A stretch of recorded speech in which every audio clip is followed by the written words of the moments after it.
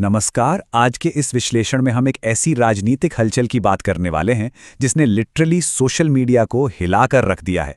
नाम थोड़ा अजीब जरूर लगेगा, कॉकरोच जनता पार्टी। हाँ, आपने बिल्कुल सही सुना, पर इस नाम के पीछे की जो सच्चाई है ना, वो सच में आपको हैरान कर देगी। तो चलिए बिना वक्त गवाएं सीधे चलते हैं इस वायरल सफर पर। इस पूरे बवाल की शुरुआत आखिर हुई कहां से? देखिए, चिंगारी लगी एक कंट्रोवर्शियल बयान से। भारत के मुख्य न्यायाधीश सूर्यकांत जी का एक वीडियो सामने आया था जिसमें बेरोजगार युवाओं को मान लीजिए कॉकरोचेस और पैरासाइट्स यानी परजीवियों को नाम दे दिया गया। अब हालांकि बाद में ये क्लैरिफाई किया गया कि ये उन लोगों के लिए था जो फर्जी डिग्री लेकर घूमते हैं या बिना बात के आरटीआई डालते हैं, पर तब तक शायद बहुत देर हो चुकी थी।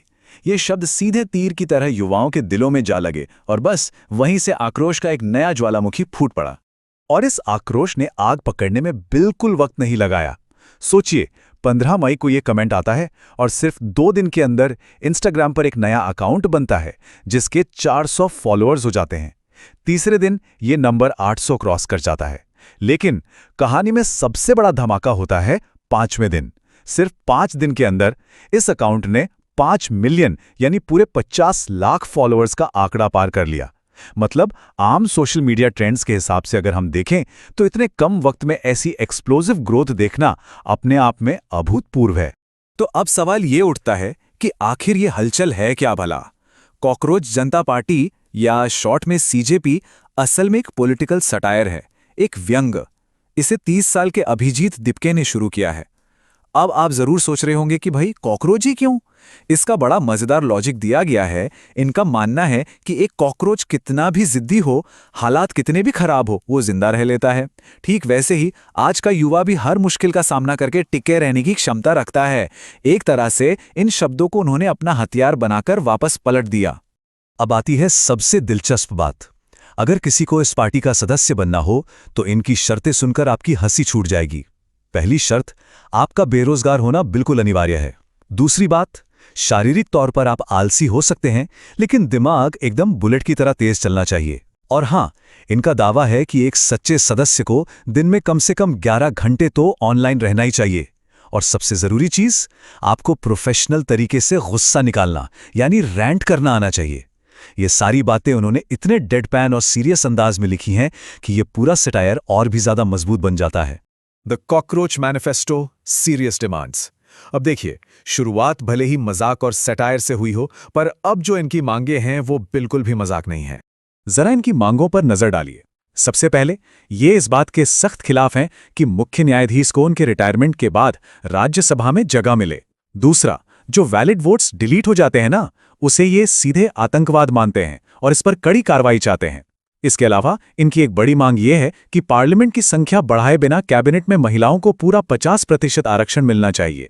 ये बड़े कॉर्पोरेट घरानों जैसे अंबानी और अडानी के मीडिया हाउसेस खरीदने पर पूरी तरह रोक लगाना चाहते हैं। और तो और, जो नेता अपनी पार्टी बदल लेते हैं उन पर 20 साल तक चुनाव लड़ने पर प्रतिबंध लगाने की बात करते हैं। अब आप खुद सोचिए, इन मजाकिया पोस्ट के पीछे असल में कितनी गहरी और गंभीर राजनीतिक नाराजगी छिपी हुई है।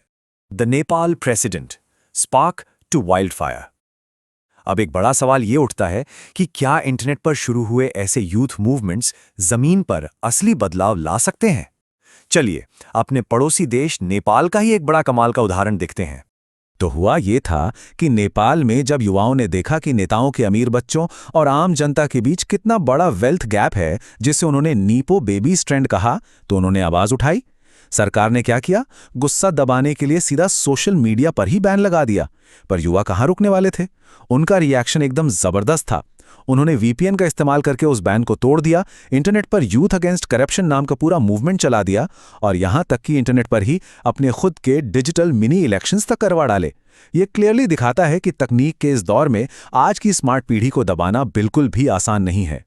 और पता है इस डिजिटल विद्रोह का आखिरी अंजाम क्या हुआ? आंकड़े खुद बयान करते हैं। इस पूरे आंदोलन ने लगभग 8 लाख नए वोटर्स को एकजुट कर दिया। और सबसे हैरानी वाली बात देखिए, इस मूवमेंट का जो चेहरा बने, एक रैपर जिनका नाम बालेन शाह है, वो आगे चलकर नेपाल के सबसे कम उम्र के प्राइम मिनिस्टर बन गए। सोचिए जरा, एक इंटरनेट मूवमेंट ने देश की पूरी सत्ता पलट कर रख दी। ये एक जीता जागता उदाहरण है कि सोशल मीडिया की ताकत ग्राउंड लेवल की राजनीति को किस हद तक बदल सकती है। Suppression, unstructural risks. लेकिन देखिए, हर बढ़ते हुए मूवमेंट की तरह कॉकरोच जनता पार्टी को भी विरोध और कुछ अंदरूनी खतरों का सामना तो करना ही पड़ रहा है। इनके सामने सबसे पहला और बड़ा खतरा है साइबर अटैक्स का। पार्टी के इंस्टाग्राम अकाउंट पर बार बार हैकिंग की कोशिशें और फेल्ड लॉगिन अटेम्प्ट्स होने के दावे किए गए हैं। दूसरी चुनौती है अकाउंट्स को पूरी तरह हटा दिए जाने की, यानी डी-प्लेटफॉर्मिंग। इसकी तुलना नॉर्वे की पत्रकार हेले लांग के केस से की जा रही है, जिनके सोशल अकाउंट्स अचानक बिना किसी वार्निंग के सस्पेंड कर दिए गए थे। और तीसरा और शायद सबसे बड़ा खतरा इसका अंदरूनी ढांचा है। अगर ध्यान से देखा जाए तो ये मूवमेंट स्पष्ट रूप से लेफ्टिस्ट यानी वामपंथी विचारधारा की तरफ झुका हुआ दिखता है। ऊपर से ये पूरी तरह से सिर्फ अपने एक संस्थापक पर निर्भर है।